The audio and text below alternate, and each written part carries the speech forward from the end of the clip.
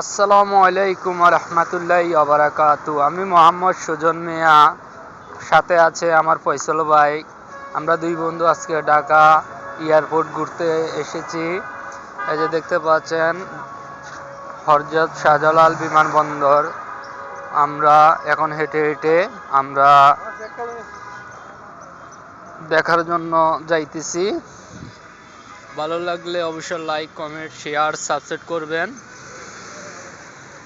ভিডিওটা যদি ভালো লাগে অবশ্যই লাইক, কমেন্ট, শেয়ার, সাবস্ক্রাইব করবেন। ধন্যবাদ।